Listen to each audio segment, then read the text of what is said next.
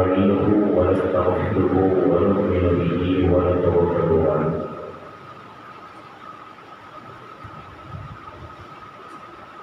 ونعوذ بالله من شرور أنفسنا ومن سيئات أعمالنا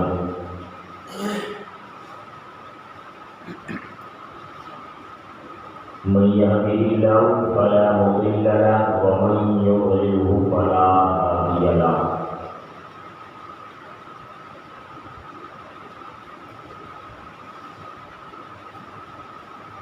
ونشهد أن لا إله إلا الله وحده لا شريك له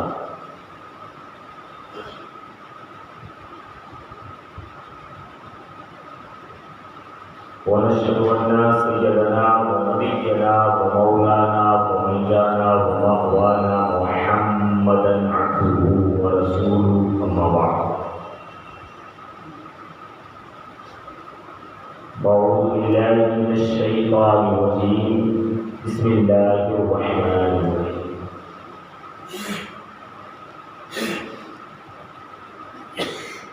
ولنبلونكم بشيء من الخوف والجوع ونقص من الأموال والأنفس والثمرات وبشر الصابرين أعوذ بالله صدق الله العظيم وبلغنا رسوله النبي المختار الكريم ونحن على ذلك لمن الشاهدين والشاكرين والحمد لله رب العالمين.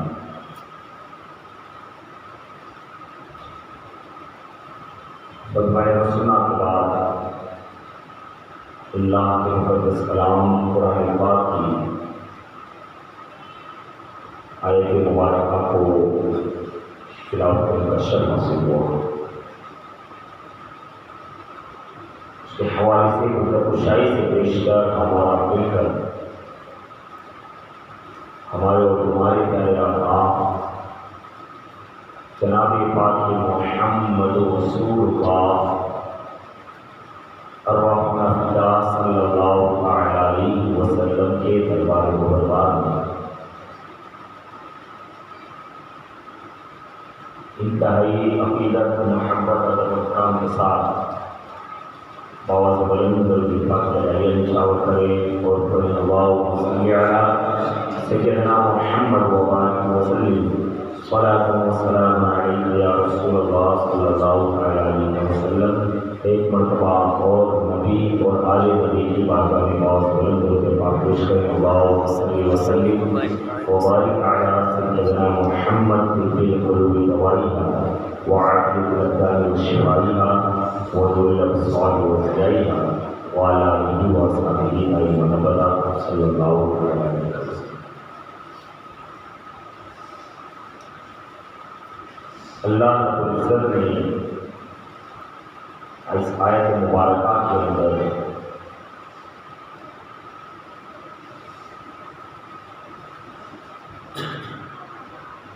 آزمائش کے حوالے سے امتحان کے حوالے سے ذکر ہوا. اس کے متعلق کچھ میں نے باتیں آپ کی کوشش گزار کی، لیکن ہم بات کر رہے تھے امام حسین کے امتحان.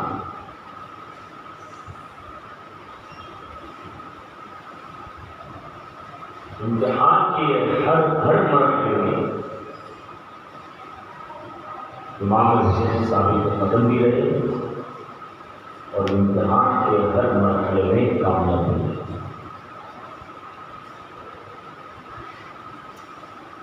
مدینہ چھوٹا وہاں سے امتحان کی وجہ شروع ہوئی. کل اپنی گفتگو کو ختم کی تھی میں نے کہ بالآخر مکہ آنا ہوا، اپنے جنازہ بھائی امام مسلم کو بھیجنا ہوا اور امام مسلم کو ہزاروں کی تعداد میں بیعت کرنے کے بعد ابن زیاد کی تھوڑی سی دھمکی کی بنیاد کے اوپر وہ بے وفائی کر بیٹھے اور امام مسلم کو یزید نے بڑی محنت کے ساتھ شہید کر دیا. اور امام مسلم کی شہادت کے بعد ہانی بن عروہ کو شہید کیا گیا.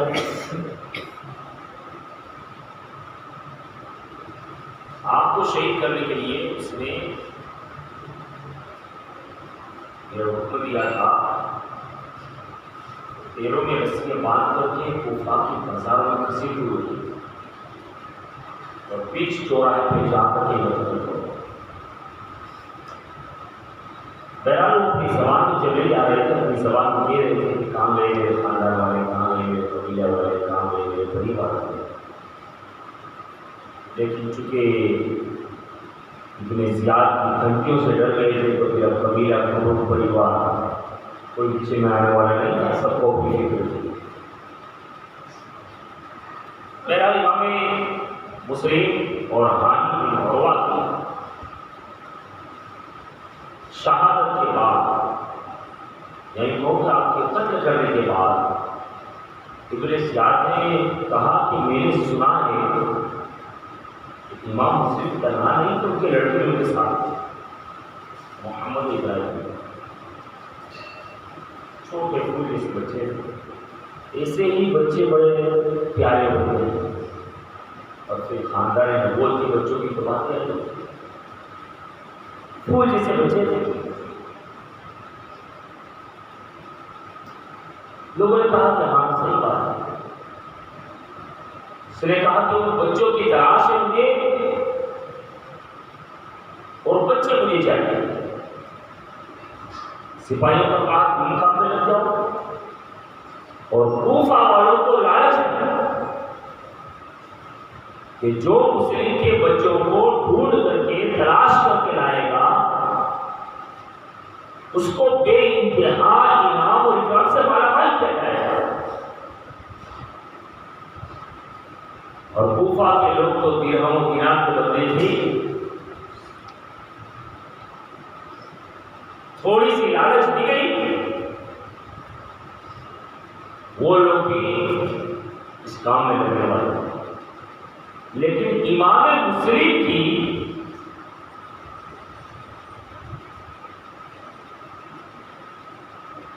شہادت کے بعد امام مسلم کے دونوں بچوں کو ٹرانسفر کر دیا گیا تھا قاضی شریح کے. اور قاضی شریح کو پتا چلا کہ امام مسلم کو شہید کرنے کے بعد اب امام مسلم کے بچوں کو ڈھونڈ رہا ہے بھیجا. تو آپ نے بہتر یہ سمجھا کہ ان دونوں پھول جیسے بچوں کو جتنا ہو سکے مدینہ جلدی پہنچا دیا تاکہ بچے بچ جائیں، بچوں کی حفاظت ہو جائے.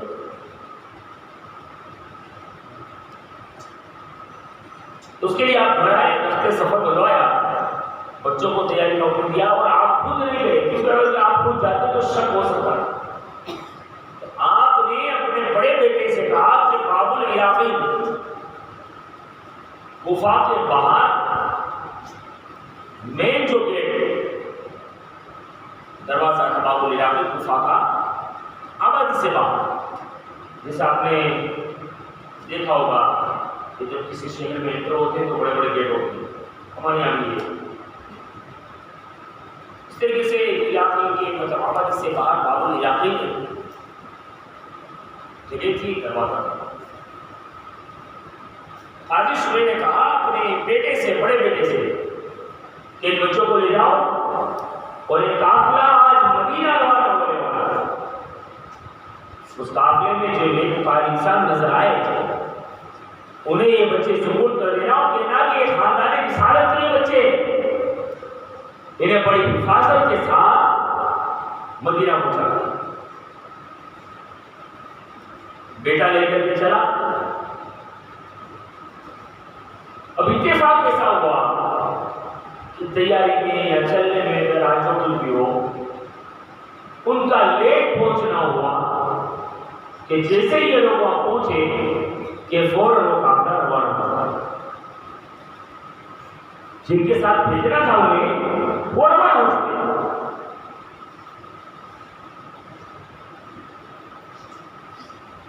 تو قاضی شریح کے بیٹے نے کہا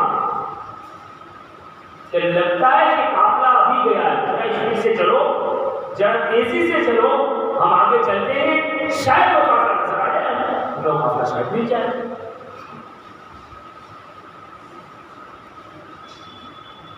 تو چلے وہ تیزی کے ساتھ، تیز رفتار کے ساتھ آگے بڑھے نا، تو گرد غبار، وہ قافلہ تو نظر نہیں آیا لیکن گرد غبار یعنی مٹی اڑتی ہوئی نظر آئی۔ تو قاضی شریح کے لڑکے نے کہا کہ لگتا ہے یہی قافلہ ہے، قافلے کے اتنے سارے لوگ ہوں گے، اتنے چاروں ہوں گے، اتنی سواری ہوگی جس کی وجہ سے یہ مٹی گرد غبار اڑ رہی ہے۔ بچوں میں یہاں سے واپس جا رہا ہوں، تم دوڑتے ہوئے جاؤ، تم قافلے کے ساتھ پہنچ جاؤ۔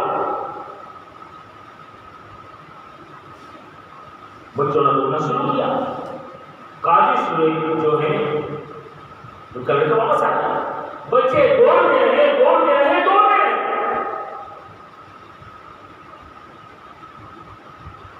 بتایا جاتا ہے کہ بچے پوری رات دوڑتے رہے، جب صبح ہوئی، پہلے یہ سٹی لائٹیں نہیں تھی، رات روڈ کی لائٹیں نہیں تھی، اندھیرا رہتا تھا۔ اب صبح کی سفیدی جب نمودار ہوئی نا، پوری رات بچے دوڑے اور صبح کی سفیدی جب نمودار ہوئی اور بچوں نے دیکھا تو وہی کھڑے ہوئے تھے جہاں سے دوڑنا شروع کیا۔ کیا تھی؟ شہادت ان کی بھی مقدر تھی، شہادت ان کی بھی بچپن میں مقدر بن چکی۔ بڑا پریشان، اب کیا کریں؟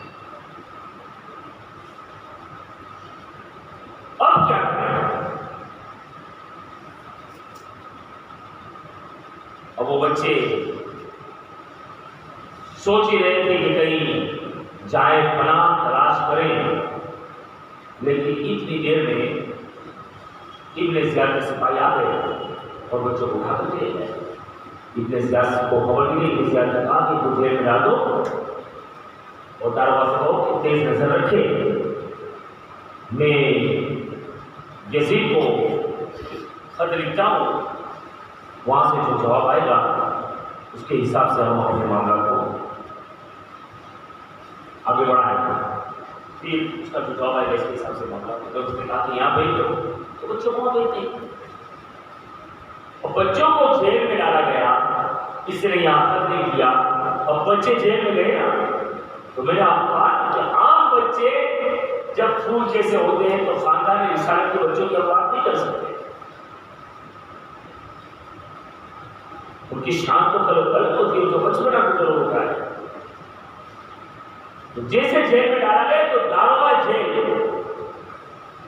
مشغول جو تھا نا، اس کو بچوں میں بڑا پیار، اور کیوں نہ آتا؟ نبی کے گھرانے کے بچے تھے، بچوں میں بڑا پیار۔ اس نے دل میں ٹھان لی کہ ابھی دین ہے، شام ہو جائے تو کسی بھی طریقے سے بچوں کو یہاں سے نکال لیں اور بچوں کو آزاد کر لیں۔ وہ شام کا منتظر رہا اور یہاں ابن زیاد یزید کے جواب کا منتظر رہا، لیکن جواب کو بعد میں آیا تھا، اس لیے کہ رمش کافی دور تھا اور بچے سامنے ہی تھے۔ رات ہوئی، جب سپاہی سونے لگے، اندھیرا جب ہونے لگا، سناٹا ہونے لگا، تو داروغہ جیل مشغول نے ان دونوں بچوں کو نکالا اور نکال کر کے اپنے گھر لے گئے، وہاں کھانا وغیرہ کھلایا اور پھر لایا اور ایک راستے پہ بنایا اور کہا کہ دیکھو یہ راستہ ہے نا، یہ قادسیہ کی طرف جاتا ہے، قادسیہ کے اندر میرا بھائی رہتا ہے، اب میرے بھائی سے ملو اور نشانی کے طور پہ اپنے انگوٹھی، اور کہا کہ وہ مجھے دکھانا میرے بھائی کو اور کہنا کہ آپ کو مدینہ پہنچا دیں، میرا بھائی آپ کو قادسیہ سے مدینہ پہنچا دیا۔ بچوں کی گھر سے بنتی ہمت ہوتی، بہرحال بچے روانہ ہو گئے کہ اس کو اپنی ڈیوٹی پہ جانا تھا، یہ خود نہیں جا سکتا، تو مشکور نے بچوں کو روانہ کیا۔ بہرحال صبح ہوئی، اب بچے گئے بچے جا رہے ہیں، جاتے جاتے حال یہ ہوا کہ بچے چل رہے ہیں، چلتے چلتے وہیں رکتے ہیں. یہی معاملہ واپس پیش آتا ہے. اب صبح جب ہوتی ہے تو بچے یہی حال دیکھتے کہ یہی حال. اب جائے پناہ تلاش کرنے کے لیے کوفہ سے زیادہ دور نہیں نکلے تھے. کوفہ کی آباد سے کوئی زیادہ دور نہیں تھے، تھوڑے سے دور نکلے تھے جہاں میٹھے پانی کا تالاب، میٹھے پانی کا کنواں تھا. اور وہاں ایک سوکھا ہوا درخت تھا جس کا دھول وہ بھی گھنا تھا، جس کی آڑ میں بچوں نے بنا لی اور وہاں چھپ گئے. اب چھپ گئے تو وہاں ایک عورت جو قمیص تھی، جو لونڈی تھی، وہ پانی بھرنے کے لیے آئی. ایک روایت یہ ہے کہ وہ تالاب تھا، تو جیسے اس نے پانی بھرنے کے لیے اپنا برتن ڈالا تو اس پانی میں اوپر سے یا دور سے وہ بچوں کا عرص نظر آیا. اور روایت یہ کہ کنواں تھا، کنویں کے قریب پانی بھرنے کے لیے گئی، وہ دھول جو تھا وہ درد سکھا ہوا وہ کنویں کے قریب تھا، اس کی نظر پڑی. بہرحال کسی نے طریقے سے بچوں کو دیکھ لیا اس نے، اور ان بچوں سے پوچھا کہ تم یہ کیا کر رہے ہو، تم ہو کون؟ جب بچوں سے یہ پوچھا گیا کہ تم ہو کون تو بچے محو تعجب اس کو دیکھنے لگے. دوسرا سوال اس عورت نے کیا کہ تم کس کے بیٹے ہو؟ جب یہ کہا کہ کس کے بیٹے ہو تو بچوں کی آنکھوں سے آنسو نکلے. کس کے بیٹے کہنے سے مراد یہی کہ تمہارا باپ ہو، اور انہیں اپنے وہ شہید بابا مسلم کی عقیدت کی یاد آ گئی، جس کی وجہ سے ان کی آنکھوں سے آنسو نکلے، رونے لگے. پھر بھی اس کنیز نے کلام کیا، بات کی، حوصلہ دیا اور پوچھا کہ کون ہے آپ، کہاں سے ہیں، آپ کا نام کیا ہے، وغیرہ وغیرہ. بالآخر بچوں نے کہہ دیا کہ ہم مسلم کی نسل کے بیٹے ہیں جن کے باپ کو ابن زیاد نے شہید کر دیا. تو اس کنیز نے کہا کہ گھبراؤ نہیں، ٹینشن نہ رکھو، میں جس کی خادمہ ہوں، میں جس کی کنیز ہوں، میں جس کی لوڈی ہوں، میری ملکہ آل رسول سے بے پناہ محبت کرنے والی ہوں. میں تمہیں اس کے گھر لے جاتی ہوں، وہ ضرور تمہیں بڑی حفاظت کا ساتھ سنبھالے گی اور تمہاری پرورش کرے گی اور تمہیں رکھے گی. بچے جانے کے لیے تیار ہو گئے، لے کر کے گئی بچوں کو اور کہا کہ بیوی مبارک ہو، خاندان نبوت کے دو پھول ہمارے گھر میں آئے ہیں. کہا یہ دونوں بچے مسلم علاقے کے بچے ہیں، یہ نبی کے گھرانے کے دو. بڑی خوش ہوئی، بچوں کو لے لائے، پڑھائے، کھانا وغیرہ کھلایا، بیان کر دیا گیا بچوں کو وہاں.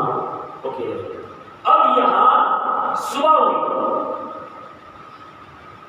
تو ایک ہنگامہ ہو گیا کہ مسلم بن عقیل کے جو دونوں بچے جیل کے اندر تھے وہ داروغہ مشہور نے انہیں بھگا دیا اور یہ اطلاع ابن زیاد کو پہنچی. ابن زیاد نے فوراً کہا کہ اس کو میرے دربار میں پیش کیا جائے. ابن زیاد کو اس کے دربار میں مشہور داروغہ کو جب پیش کیا گیا تو فوراً سے کہا کہ ڈیوٹی تمہاری تھی نا؟ ابن زیاد نے کہا تھا کہ ہاں میری ڈیوٹی. پھر بچے کے ہم کہاں گئے؟ کہا بچوں کو میں نے آسان مجھے ہم نے چھوڑ دی. کہا تمہیں میری ڈر نہیں لگی؟ اس نے کہا کہ جو اللہ سے ڈرتا ہے وہ کسی سے نہیں ڈرتا. میرے دل میں خدا کا خوف ہے، تیرے سے ڈرنے سے کیا مطلب؟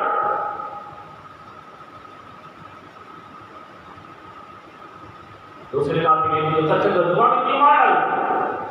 اس نے کہا کہ یہ میری خوش قسمتی ہوگی کہ آل رسول کے نام پر میری جان کی قربانی پیش کی جائے.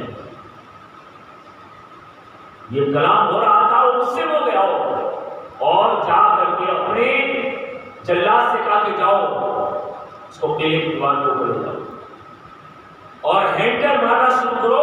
اتنے ہینٹر مارو اس کو، اتنے کوڑے مارو کہ اس کے جسم سے روح نکل جائے، اس کے جسم سے جان نکل جائے، اور جب جسم سے جان نکل جائے تو اس کو اوپر سے نیچے پھینک دینا تاکہ اس کے پورا کا پورا لاشا جو ہے وہ چکاچور ہوتا ہے۔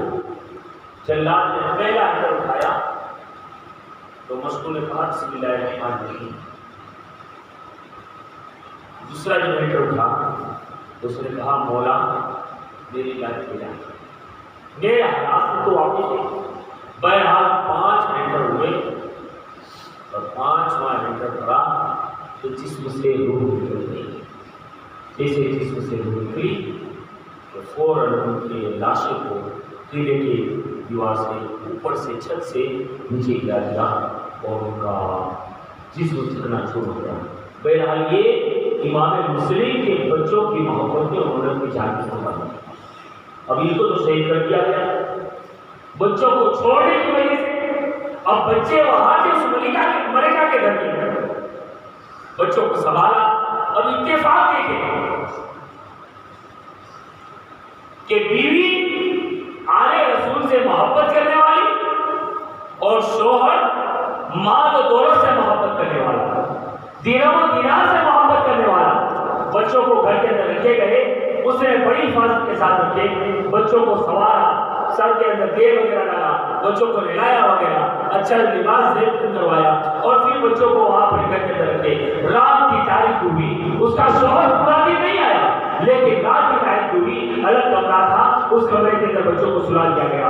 اب بچے تو آرام کی نیند سو رہے ہیں اور خواب اور استراحت کے اوپر آرام کر رہے ہیں۔ بچے سوئے ہیں، رات کا کچھ پہر گزرا تھا، اس کا شوہر حالی جو تھا وہ آیا اور آ کر کے کہا، جیسے ہی آیا ہے بیوی نے پوچھا کہ ابھی تک آنے گئے تھے؟ ہاں تجھے پتا نہیں ہے ابن زیاد نے اعلان کیا ہے مسلم کے بچوں کو مشکور نے چھوڑ دیا ہے، اور ابن زیاد نے اعلان کیا ہے کہ جو مسلم کے بچوں کو پکڑ کے دلائے گا اس کو انعام و اکرام سے مالا مال کیا جائے گا۔ میں بچوں کو ڈھونڈنے کے لیے میں اپنا گھوڑا دعا رہا، اتنا گھوڑے کو میں نے دعایا کہ میرا گھوڑا خود مر گیا، اور پھر مجھے پیدل چل کر کے بچے کی تلاش میں نکلتا گیا، لیکن بچے کا مجھے اتا پتہ نہیں ملا، اس لیے اتنی دیر ہو گئی۔ اس وقت بیوی نے اپنے شوہر سے کہا باز آ جاؤ، دنیا کی لالچ کو چھوڑ دو، آل رسول کے خون کے اندر اپنے ہاتھ کو نہ ڈالو، اس لیے کہ اگر آل رسول سے دشمنی لوگے اللہ کے رسول ناراض ہو جائیں گے تو قیامت کے دن تمہاری شفاعت کرائے گا۔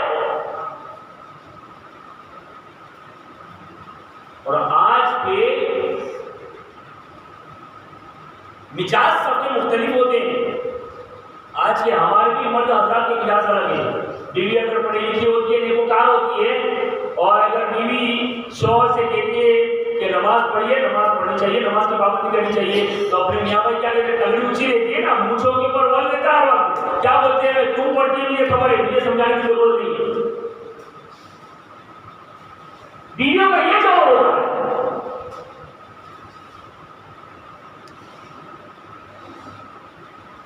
تو بیوی سمجھا رہی تھی کہ دنیا کی حرص کو چھوڑ دے،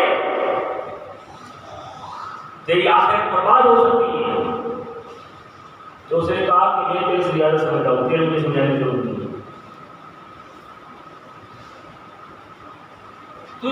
تیرے مجھے سمجھانے کی ضرورت ہے نہیں، میں تجھ سے زیادہ جانتا ہوں، چل بھوک بہت لگی ہے مجھے کھانا دے دے۔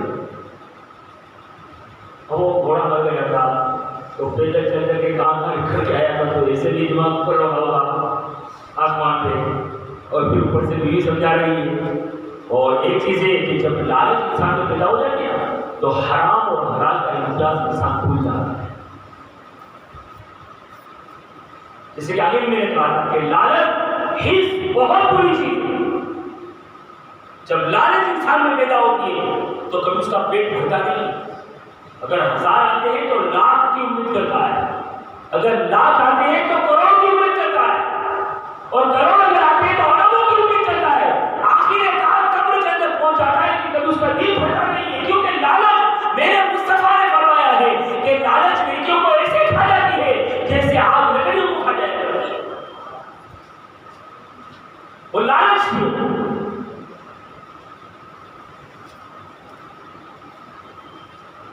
اس نے کہا کہ کھانا دینے مجھے، بیوی نے کھانا دیا، کھا تو سو گیا۔ اب وہ بستر پہ سویا، بیوی بچوں کی دیکھ بھال کے لیے تھوڑی تھوڑی لے کے جاتی رہتی، تو بچے باہر میں تھے. پھر آخری شاید وہ خاتون وہ بھی نیند لگی ہوئی کیا یہاں پہ شو کی محسوس کی. آدھی رات گزری نا تو اچانک بچے اٹھے دونوں بھائی. بڑے بھائی نے کہا کہ بھیا ابھی میں نے خواب دیکھا اور خواب میں میں نے بابا کو دیکھا اور بابا کے ساتھ رسول پاک بھی تھے, مولا کائنات بھی تھے, حضرت سیدہ خاتون جنت بھی تھی اور جنت میں گھوم رہے تھے, سیر کر رہے تھے اور رسول اللہ بابا سے کہہ رہے تھے کہ مسلم تم آ گئے اور بچوں کو دشمنوں میں چھوڑ کر کے آ گئے. تو بابا نے فرمایا رسول اللہ بس وہ بچے بھی قریب ہم سے آ کر کے ملنے والے ہیں. جب بڑے بھائی نے کہا تو چھوٹے بھائی نے کہا کہ بھیا میں نے بھی یہی خواب دیکھا. بس یہ آپس میں خواب بیان کرنے کے بعد دونوں بچے بدل گیر ہو کر کے رونے لگے اور رونے کی آواز تھوڑی تیز ہوئی اور وہ درہم و دینار کا جو بندہ تھا اس کی آنکھ کھل گئی. کہا کہ رونے کی آواز کیسی؟ ہمارے گھر میں کوئی چھوٹا بچہ ہے نہیں. پھر رونے کی آواز کیسی؟ بیوی نے سمجھانے کی کوشش کی کہ سیری پڑوس میں اڑوس پڑوس میں سے آواز آ رہی ہوگی, لیکن اس کو تسلی نہیں ہوئی. تھوڑی دیر کے لیے خاموش واپس آ اس کو تسلی نہیں ہوئی. پھر آخر وہ اٹھا اور اٹھ کر کے جس کمرے میں بچے تھے دروازہ کھول کر کے اندر گیا اور پوچھا کہ تم دونوں کون ہو؟ بڑے اچھے طریقے سے اس خاتون نے سنبھالا تھا بچوں کو, تو بچوں کو اعتبار ہو گیا تھا کہ یہ گھر ہمارے لیے جائز بنا ہے. اب اس کے حالات سے تو واقف نہیں تھے حارث کے حالات سے, تو انہوں نے کہہ دیا کہ ہم مسلم بلقیس کے بیٹے. اتنا سنا تو فوراً دونوں بچوں کی زلفیں پکڑی اور کہا کہ جن کے لیے میں پورا دن بھاگتا پھرتا رہا وہی تو میرے گھر کے گھر پر آئی. اتنے میں بیوی آئی اور بیوی سے کہا کہ یہ خاندان نبوت کے پھول ہیں, رحم کر. اور بیچ میں آئی زلفیں پکڑی, بیچ میں آئی تو اس کو ٹھوسا مار کر کے گرا دیا, وہ گر گیا ہوا.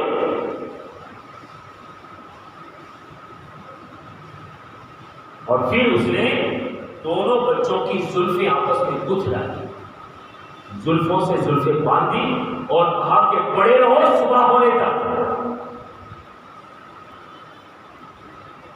تمہارا حساب اس صبح ہونے کے بعد ہوگا.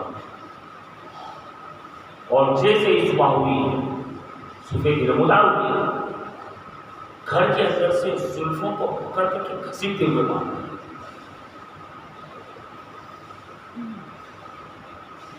اور لے گیا میرے فرات کے کنارے.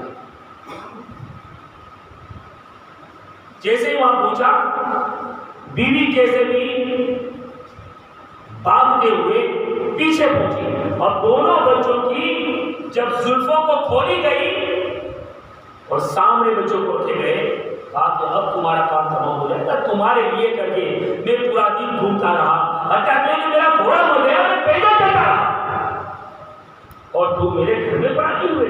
اب یہ اتنا ہی کہہ رہا تھا کہ فوراً بیوی آگے پیچھے.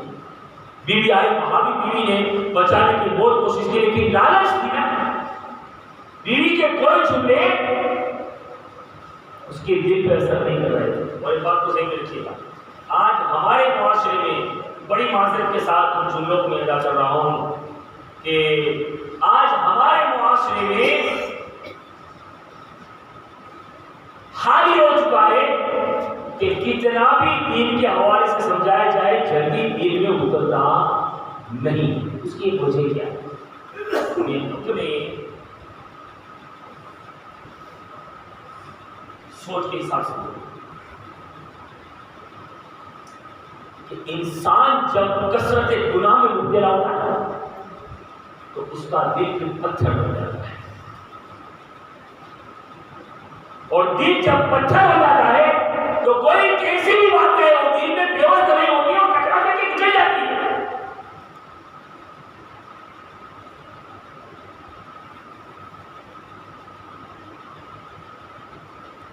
کیونکہ دل پتھر بن چکا ہے. دین کی بات، قرآن و حدیث کی بات، اقوال بزرگا اس دل میں اترتے ہیں جو دل نرم ہوا کرتا ہے، جو دل موم ہوا کرتا ہے. یہاں تو دل پتھر پر ہوئے. پھر کوئی کی طرح پھر مولانا عارف آئے، مولانا حسن رضا آئے، پھر ہمارے عبدالواحد کا ادھر دے کے یہ ہو جائے. اللہ ماشاء اللہ میں سب کی بات کر رہا ہوں. کچھ لوگ ہوتے ہیں تو لوگ کرتے تھے، لیکن زیادہ تر ہماری اکثریت کا حال یہ ہے، وہ لوگ جو نعرے لگاتے ہیں کہ حسین کا دامن نہیں چھوڑیں گے، بڑے بڑے نعرے لگانے والوں کا بھی حال یہ ہے کہ جب 10ویں شب آتی ہے، 10واں دن آتا ہے، تو پھر حسین کی غلامی کا دعویٰ کرنے والے کام وہ کرتے ہیں جو یزیدیوں نے حسین کو قتل کرنے کے بعد کیا تھا.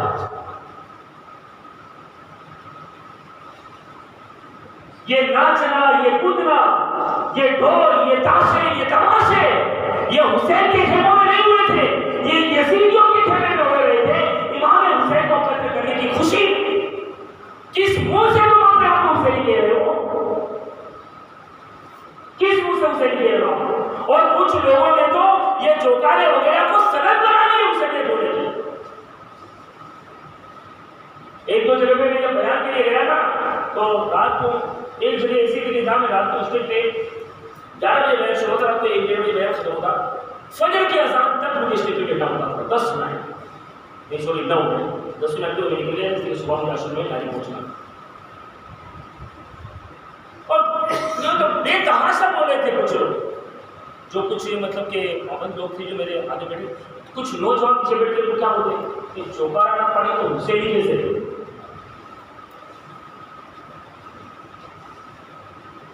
ہر دھرمی کا یہ حال ہے. ابھی بھی ہم نے اگر آنکھیں نہ کھولی نا تو ہم تو ٹھیک، ہماری اولاد اتنی بے حرمی کا شکار ہو جائے گی کہ وہ ایمان اور کفر میں بھی فرق نہیں کر پائے گی. اس بات کو ذہن رکھیے گا. آج بھی ہمارے جو اپنے آپ کو مسلم کہہ رہے ہیں، آپ دیگر علاقوں میں علاقے کا نام ہی ہوا، دیگر علاقوں میں اگر آپ چلے جائیں جو اپنے آپ کو مسلم کہہ رہے ہیں، انہوں نے اپنے گھروں میں بت بچھائے ہوئے ہیں. بازار کا طور پہ ان کے گھروں میں بت ہیں. کئی ان منزلوں کے اندر ہماری اولاد نہ پہنچ جائے. تو حسین کا جو پیغام ہے، حسین کا جو میسج ہے، اس کو دھیان دیں. اور میں کر رہا تھا کہ نہر فرات کے کنارے وہ بیوی بھی پہنچی، خاتون بھی پہنچی، بہت منتیں تو سماجت کی. ابھی بھی موقع ہے اپنے شور سے کہا میرے سرتاج، ابھی بھی موقع ہے، آل رسول کی جان بخشی کر دو. شاید یہ ادا رسول اللہ کو پسند آ گئی تو سرکار شفاعت رحمت میں جنت کا حقدار بنا دیں گے. لیکن لالچ تھی نا، لالچ میں سب کچھ چھپا تھا. بالآخر مختصر یہ، جب عورت دل میں پڑی، عورت کو اس نے وار کیا اور عورت کو زخمی کر دی. عورت زخم کی وجہ سے زمین پہ گر گئی. اب بچوں کے اوپر جب وار کرنے کے بعد آیا، چھوٹا بھائی کہہ رہا ہے کہ پہلے مجھے قتل کرو، بڑا بھائی کہہ رہا ہے مجھے پہلے قتل کرو. اس نے کہا کہ کیا اتنی زیادہ مرنے کی طرف ہے؟ اور تمنا نے کہا یہ بات نہیں ہے. چھوٹے نے کہا بڑا بھائی میرے سامنے سر اس کا قلم ہو، یہ مجھ سے برداشت نہیں ہوگا. بڑے بھائی نے کہا کہ چھوٹے بھائی کا سر قلم ہو، یہ مجھ سے برداشت نہیں ہوگا. پھر آخر یہ قلم بات ہو ہی رہی تھی. جیسے ہی بات ہو رہی تھی اور بات ہوتے ہوتے باقی کے حال کے اندر اس نادان نے تلوار اٹھائی، اس طریقے سے تلوار اٹھائی کہ ایک ہی بات کے اندر دونوں بچوں کے جسم سے سر جدا کر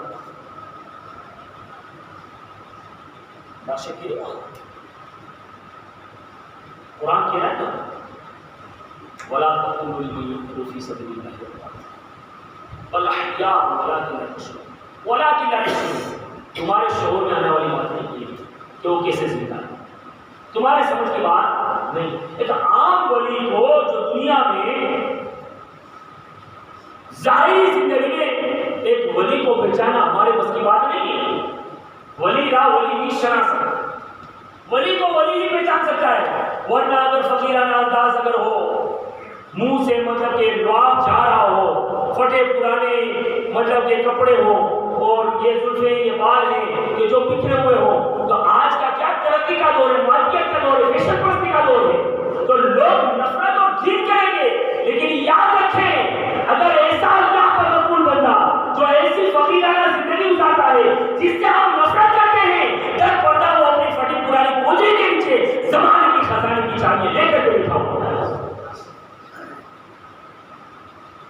ہم نے صرف دنیا کو پڑھا ہے، دین کو پڑھا نہیں ہے۔ اگر دین کو پڑھا ہوتا نا تو ہمیں سمجھ میں آتا کہ ولیوں کی کیفیت کیا ہوتی ہے، اللہ کے محبوب بندوں کی برگزیدہ بندوں کی زندگی کیا ہوتی ہے۔ بہرحال تو وہ دونوں بچے، تو قرآن یہ کہہ رہا ہے کہ بڑا اللہ کا شعور، تمہاری شعور کی بات نہیں ہے، تمہارے سمجھ میں آنے والی بات نہیں کہ ان کے مقام اور مرتبے کیا ہے۔ بہرحال دونوں بچوں کے سروں کو تو لے لیا، شہید ہوتے ہیں وہ زندہ ہوتے ہیں۔ دیکھو سروں کو تو لے لیا، یہ جو بات میں پیش کر رہا ہوں گزارش شورا سے پیش کر رہا ہوں، دونوں سروں کو لے لیا اور دونوں دھڑوں کو اٹھا کر کے پانی میں ڈال دیا۔ جب پانی میں ڈالا نا تو دیکھے حال کو دیکھے گیا، جب پانی میں ڈالا نا تو پانی میں گئے نا تو دونوں جسم کھڑے ہو گئے اور دونوں آپس میں بدل گئے ہو گئے۔ ڈالا تھا الگ الگ لیکن بیچ دریا میں جا کر کے دونوں بدل گئے، یعنی گلے مل گئے۔ کیا پتا چلا؟ سر کرنے کے بعد بھی اللہ کے آگے قربان ہونے والے زندہ ہوا کرتے ہیں۔ یہ خاندان نبوت کے دو چھوٹے پھول ہیں جن کا حال یہ ہے، تو پھر کربلا کے تاجدار کا حال کیا ہوگا؟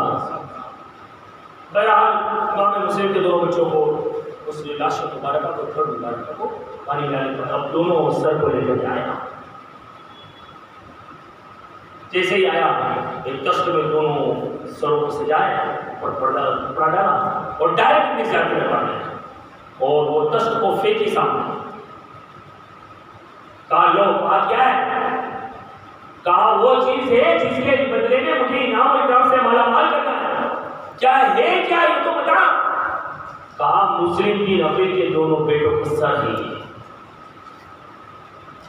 ابن زیاد نے اس کو شاباشی نہیں دی، کہا کہ نادان تجھے کس نے کہا تھا کرنے کا؟ تجھے پتا ہے تیرے باپ یزید کو میں نے لکھا ہے کہ مسلم کے دونوں بچے میرے پاس زندہ ہیں، اگر اس نے زندہ بچے مانگے تو میں دوں گا کیا؟ غصے سے لال پیلا ہو گیا، کمر جیسا ہو گیا اور اپنے غلام سے کہا یہاں پہ کسی سپاہی سے اس کو لے جاؤ، جہاں ان بچوں کو قتل کیے اس نے وہی لے جا کر کے اس کا کام کرواؤں گا۔ لے جایا گیا۔ کچھ مورخوں نے اس روایت کو نقل کیا ہے اور کچھ مورخوں نے نہیں کیا کہ جب آل رسول سے کوئی پنگا لیتا ہے،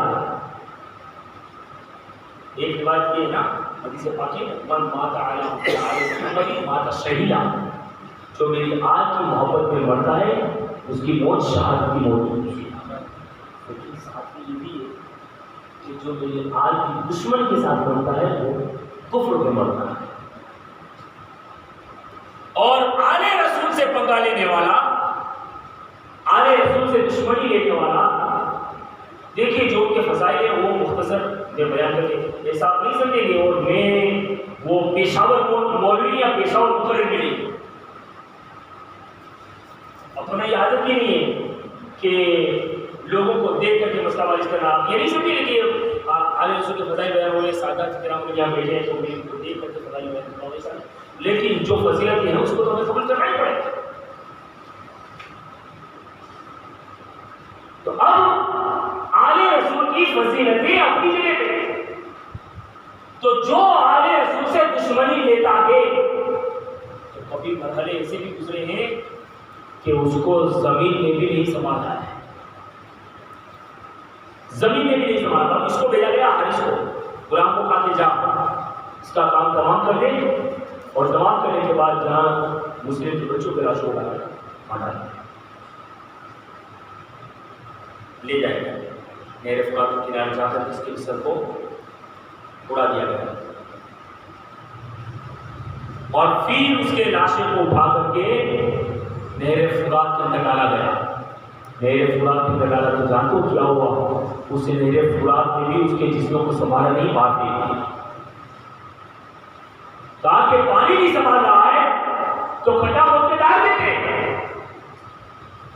کھڈا کھودا گیا اور جیسے ہی اس کو زمین کے اندر ڈال دیا گیا کھڈا کھود کر کے، تو جیسے ہی ابھی مٹی ڈالی گئی کہ فوراً اس زمین نے بھی اپنے کلیجہ چیر کر کے اس کو باہر نکال کے پھینک۔ کیا پتہ چلا؟ آل رسول کی دشمنی اچھی چیز نہیں ہے۔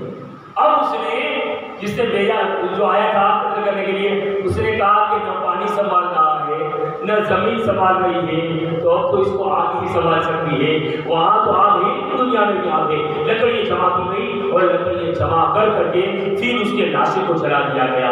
کیا ہوا؟ آخر حال یہ ہوا کہ نہ خدا ہی ملا، نہ مثال صنم، نہ ادھر کے رہے نہ ادھر کے رہے، نہ مال ملا نہ کچھ ملی، نہ جائیداد ملا نہ زر و زیورات ملے، کچھ نہ ملا۔ آخرت بھی بگڑ گئی اور دنیا بھی بگڑ گئی۔ تو پتہ ہی چلا نبی کی آن سے کبھی پنگا نہ لے۔ اگر ان میں کوئی چیز دکھے تو بڑی عزت اور تعظیم کے ساتھ کوشے میں جا کے ان سے کلام کرے۔ آج ہمارے کچھ نمازی بھی اتنے ہوشیار ہو گئے ہیں کہ تھوڑا سا اگر شریعت کی پابندی کر لیتے اور وہ باپو ابھی ڈھانچے کے اوپر داڑھی کا ٹھکانا نہیں ہے۔ ایک بات تو یاد رکھیے گا، بلا شبہ وہ داڑھی نہیں رکھتے ہیں۔ علیہ رسول سے بھی بڑی معتبر انداز میں گزارش کروں گا کہ ان جملوں کو دل میں نہیں، لیکن جو حقیقت ہے وہ ہے کہ علیہ رسول اگر داڑھی نہیں رکھتے ہیں اس کے ذمہ دار وہ ہے بلا شبہ۔ اگر نبی کے گھرانے والے اگر نماز نہیں پڑھتے ہیں اس کے ذمہ دار وہ ہیں، لیکن ہمیں یہ حق نہیں ہے کہ ہم ان کے اوپر کچھ درازی کریں۔ اس لیے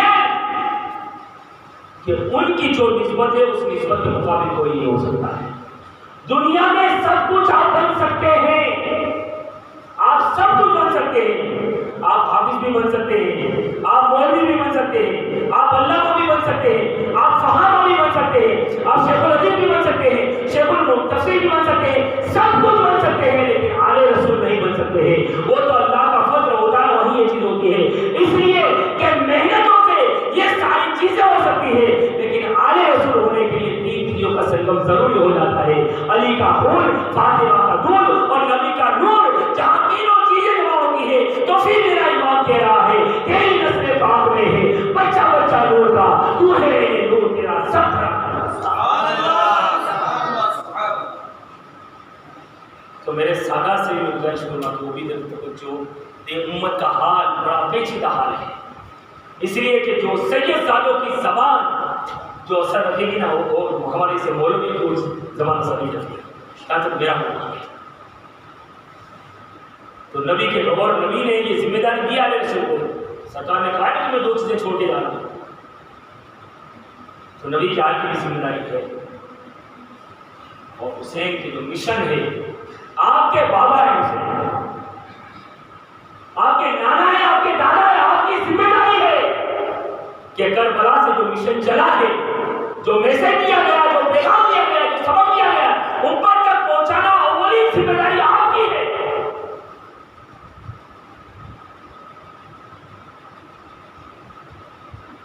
تو سید زادے بھی میں امید رکھتا ہوں کہ اس چیز کے اوپر توجہ دیں گے، لیکن اگر ہم تک علیہ رسول نہ پہنچے تو اس کا مطلب یہ نہیں کہ ہم آزاد ہیں۔ ہم نے بیان سنا ہے، ہمیں پتا ہے، تو پھر ہمیں اجازت نہیں ہے کہ وہ کام ہم کریں جو یزیدیوں نے کیے ہیں۔ آپ کسی بھی کتاب کو اٹھا کر دیکھ لیں گے، بڑی ذمہ داری سے یہ الفاظ ہوگی جملے میں بول رہا ہوں، یہ ڈھول بجانا، یہ چوکانے لینا، یہ رقص کرنا، یہ ساری چیزیں کرنا، یہ حسینیوں کا طریقہ نہیں ہے، یہ یزیدیوں کا طریقہ ہے۔ اس لیے کہ حسین پاک کی شہادت کے بعد جشن انہوں نے منایا تھا۔ کیا جنگ سے پہلے چوکائے ہوئے تھے؟ کیا جنگ سے پہلے کربلا میں ڈھول بجے تھے؟ نہیں، امام حسین کی شہادت کے بعد ڈھول بجے ہیں، امام حسین کی شہادت کے بعد لکڑیاں گھومی ہیں، امام حسین کی شہادت کے بعد تلواریں گھمائی گئی ہیں، امام حسین کی شہادت کے بعد یہ رقص ہو گیا ہوا ہے۔ اس لیے حسین پاک کی شہادت کی اور آپ کو قتل کرنے کی خوشی میں یہ چیز یزیدیوں نے کی تھی، تو وہ آپ پتہ یہ چلا یہ کام یزیدی کیا کرتے ہیں، حسینی نہیں کیا کرتے ہیں۔ ہمارے لوگ کی ذمہ داری تو حسین کی محبت کا دعویٰ کرتے ہو، ورنہ یاد رکھیں گے کہ جتنے لوگ ہیں نا جو حسین کی بڑی بڑی نیازیں کرتے ہیں اور بڑی بڑی سبیلیں بناتے ہیں، وہ ذہن میں رکھیے گا اگر اتنا سارا کیا اور کام وہ کیے جو یزیدی کرتے ہیں تو پھر ان پہ بھی پانی پھر جائے گا، کچھ کام دینے والا نہیں ہے۔ تو اس چیز کو ذہن میں رکھیں۔ تو بہرحال امام مسلم کے بچوں کو شہید کرنے والے کا انجام کیا ہوا؟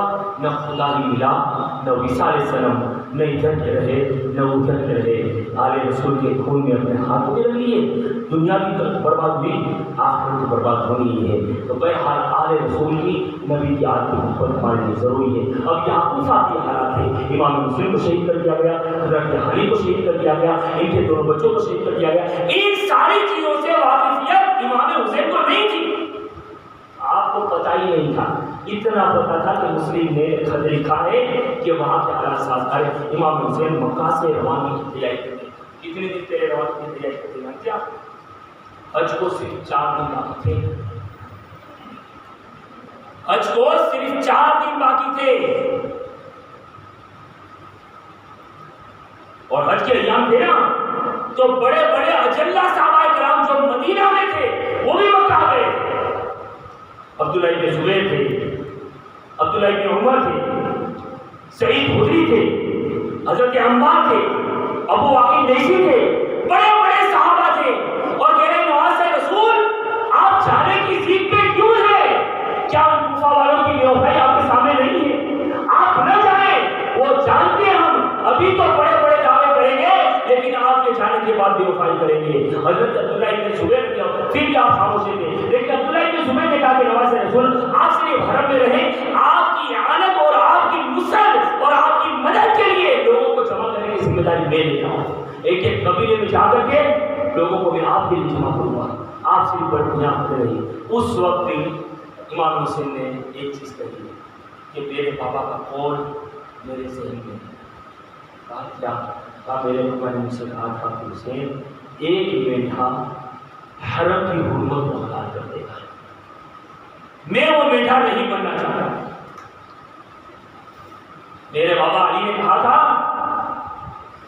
کہ ایک میٹھا حرم کی حرمت کو حلال کر دے گا, میں وہ بیٹا نہیں بننا چاہتا ہوں. اس لیے میں یہاں سے جانا بہتر سمجھتا ہوں. لوگوں نے کہا کہ حج کا دن ہے, صرف 4 دن باقی ہے, لیکن یہ بات ذہن میں رکھیے نا, میں نے آپ کے امام حسین کی سیرت میں کہا تھا نا 25 سال تو پہلے چل کے کیے تھے, تو کیا امام حسین نے نہیں کیے ہوں گے؟ ہم سے دونوں بھائی کا سفر ساتھ نہیں ہوا ہے. اور زندگی میں حج ایک ہی مرتبہ فرض ہے, کروڑ پتی ہو یا ابجو پتی ہو, زندگی میں حج ایک ہی مرتبہ فرض ہے. لاکھوں کروڑوں روپیہ ہے تو ہر سال فرض نہیں ہوتی, زندگی میں حج ایک ہی مرتبہ فرض. تو کئی خرچ ہو چکی ہے. تو اب آپ نے ان سارے معاملات کو دیکھتے ہوئے حج کو ملتوی کرنا ہی مناسب سمجھا. اور امام حسین وہاں سے روانہ. حاکم مکہ نے بھی بہت کوشش کی. امام حسین چلے نا تو حاکم مکہ کے سپاہی آئے اور کہا کہ آپ نہ جائیں, حاکم مکہ کی طرف سے یہ حکم ہے, آپ نے فرمایا کہ میں رکنا. انہوں نے روکنے کی کوشش کی, عزیمت ہوئی, مطلب لڑائی ہوئی, لیکن تھوڑا آگے آئے تھے تو معاملہ نمٹ گیا. آگے تھوڑے سے چلے, تھوڑے سے اور آگے بڑھے تو راستے کے اندر آپ کے دونوں بھانجے بھی ہیں, اور محمد عبداللہ ابن جعفر کے ساتھ آگے حضرت زینب کے بیٹے, اور خط تھا اپنے بابا کو خط دیا حضرت زینب کے شوہر, اور اس میں لکھا تھا کہ نواز رسول آپ جانب اصرار نہ کریں, ہمیں خدشہ ہے کہ وہ لوگ آپ کو قتل کریں یا خوشی کریں, وہ لوگ بلا رہے بڑے بڑے دعوے کریں, لیکن بے وفائی ان کی عروج میں اور ان کی بے وفائی مشہور زمانہ ہے.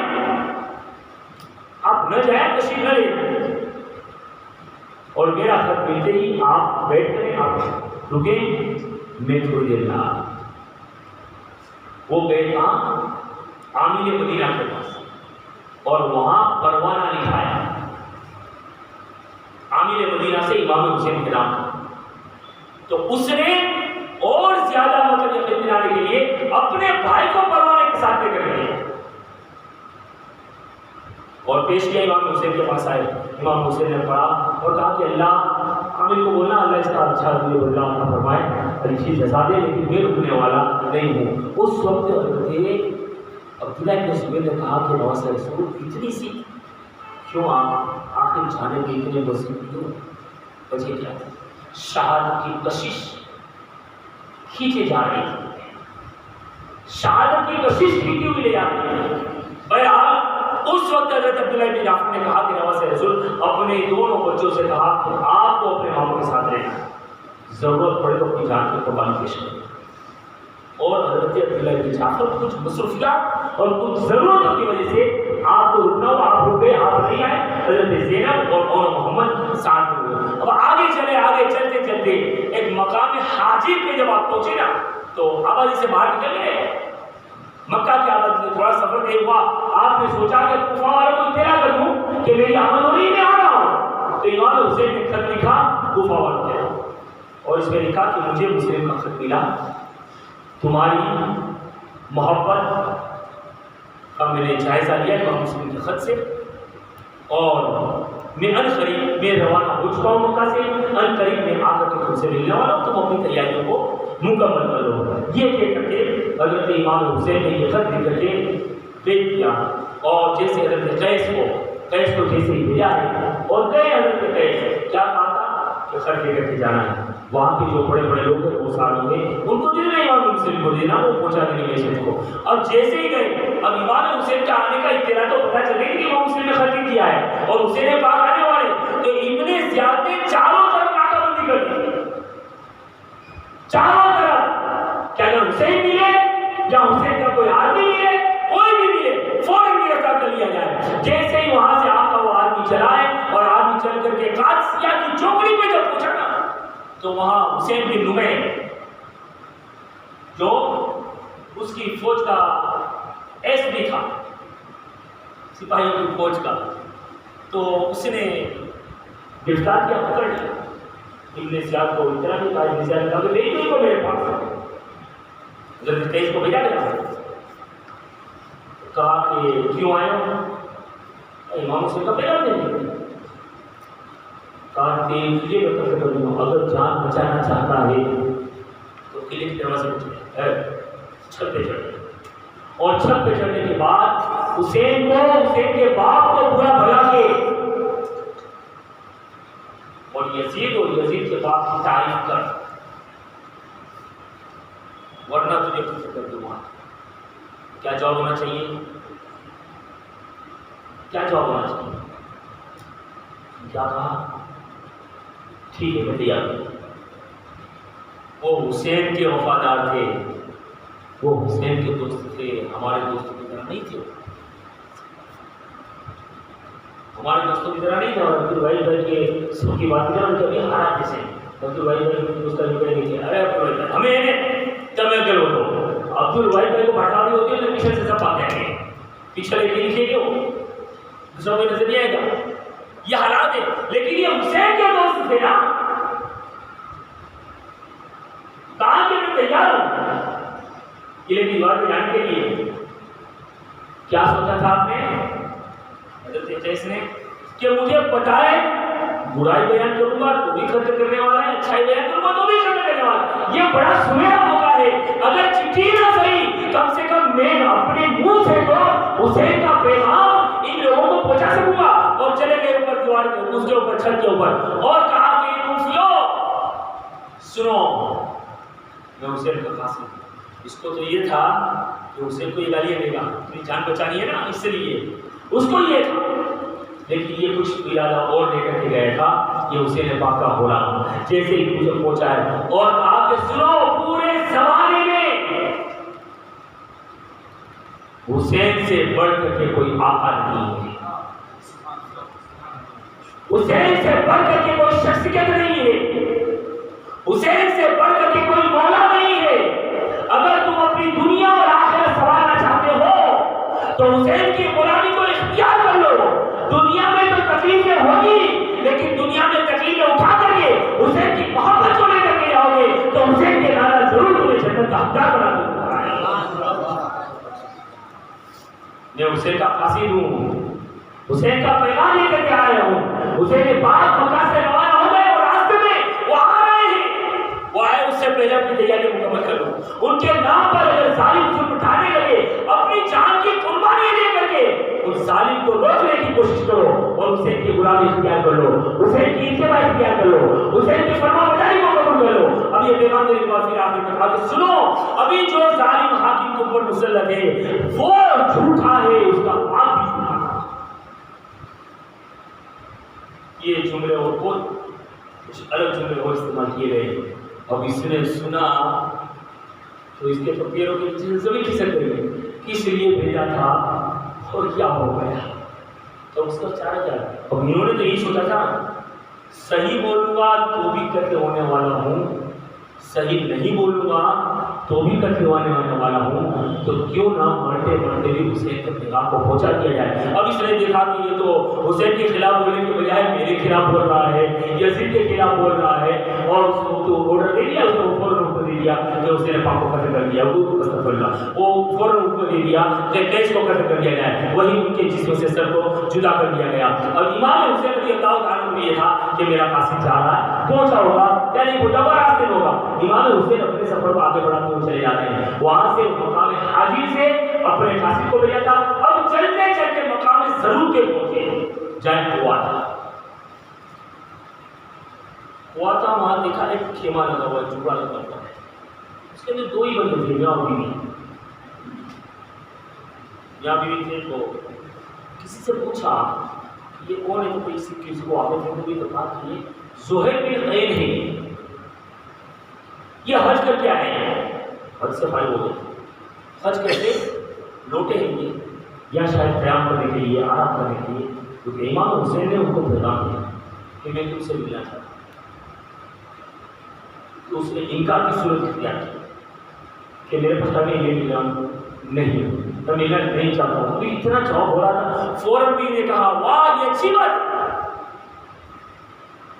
عام انسان کوئی بھی ملاقات کرنا چاہے تو کر لیں، اور نبی کا نواسا خود سامنے سے ملنے کا پیغام بھیجے تو تم انکار کرو گے، یہ کیسے ہو سکتا ہے؟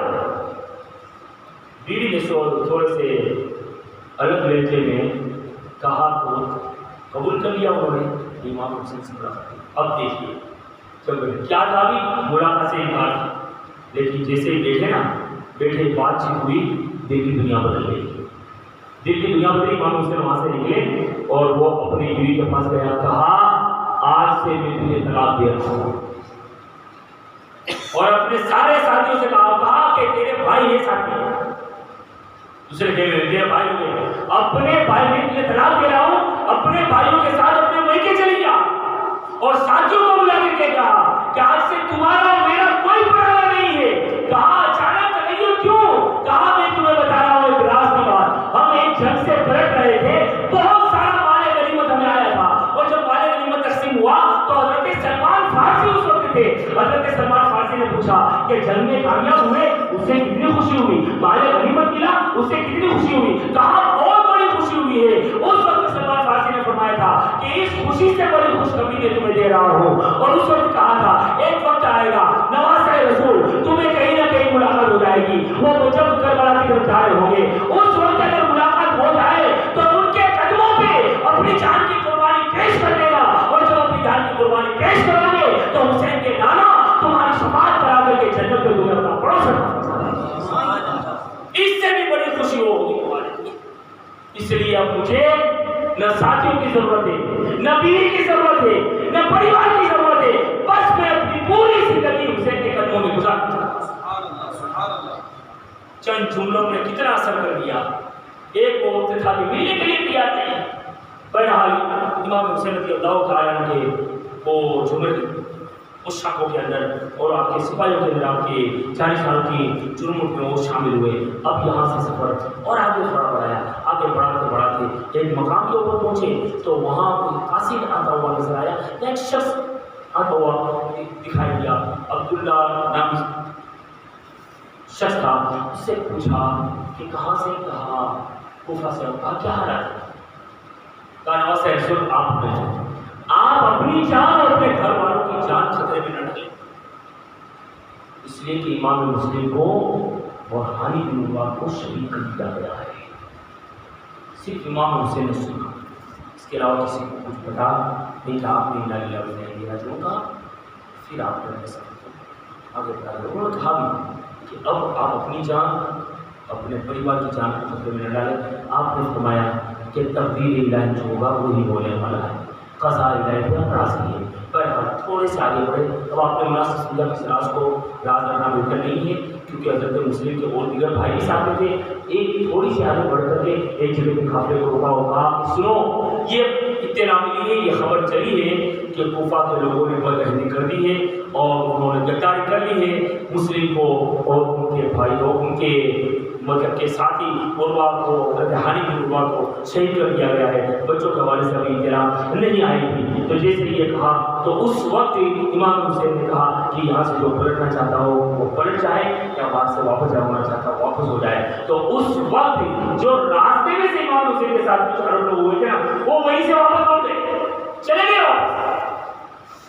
اور امام مسلم کے بھائیوں نے کہا کہ ہمارے بھائی کے قتل کے بعد ہمارے جینے میں کوئی مزہ نہیں ہے، اب ہم رکیں گے نہیں، واپس نہیں ہوں گے، بھائی کا بدلہ لیں گے۔ امام حسین نے جب یہ سنا تو دیکھا کہ ان کے جذبات مطلب واپس سے آئے۔ امام حسین نے اپنے سفر کو آگے بڑھایا، البتہ سفر آگے بڑھاتے مقام کوئے ذی حشم میں پہنچے۔ پڑاؤ کیا آپ نے؟